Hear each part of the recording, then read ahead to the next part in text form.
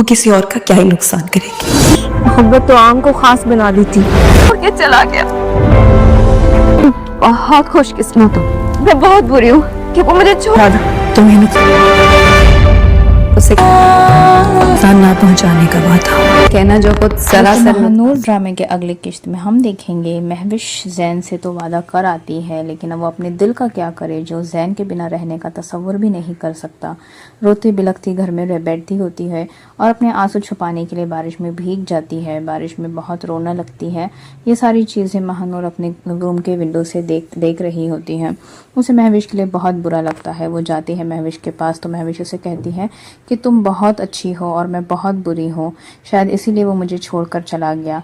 महविश को यहाँ ऐसा इस हालत में देखकर महानूर को बुरा लगता है। वो उसे अपने साथ ले जाती है रूम में, उसका ख्याल करती है, उसके लिए सूप ला कर देती है। महविश महानूर की इस रवैये को देखकर हैरान रह जाती है। उसे अपनी गलती का एहसास होता है। वो उसे कहती है कि तुम बहुत अच्छी हो, मैंने तुम्हारे साथ इतना कुछ गलत किया लेकिन फिर भी तुम उसके बावजूद मेरा ख्याल कर रही हो। शायद इसी वजह से जैन ने तुम्हें पसंद किया है और मुझे नहीं। तुम बहुत खास हो महानूर, महविश ऐसा कहती है। तो महानूर उस पर कहती है कि मोहब्बत खास से नहीं होती है, मोहब्बत तो आम इंसान को खास कर देती है। अपनी बेटी की तबीयत के बारे में सुनकर दिलावर साहब आते हैं कमरे में उससे मिलने के लिए, लेकिन दरवाजे पर ही महविश और महानूर की ये सारी बातें सुनकर वो खुश होते हैं कि फाइनली इन दोनों के दरमियान चीज़ें ठीक हो रही है।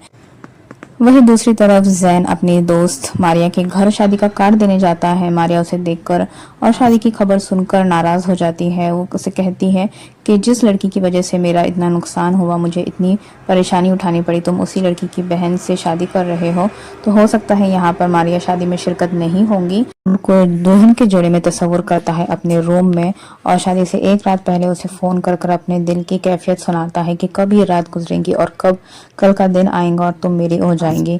लेकिन ये ऐसा नहीं होगा, महानूर की शादी जैन से किसी हालत में नहीं होंगी।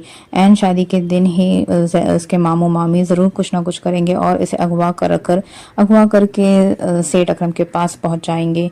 महानूर की हालत जैसे पहले एपिसोड में थी, आज 50 एपिसोड बाद भी एंड शादी के वक्त जब महानूर किडनैप होंगी तो सबका शक यहाँ पर महविश पर जाएगा। दानिश भी कहेगा कि महविश ने ही ये सारी चीज़ें की है क्योंकि इसने इससे पहले भी ये सब कुछ किया है। तो इस तरह से महविश की असलियत सबके सामने आएंगी कि इससे पहले भी उसने महानूर को अगवा करने की कोशिश की थी। यहाँ पर महविश सबको अपने बेगुनाह होने का सबूत देंगे कि मैंने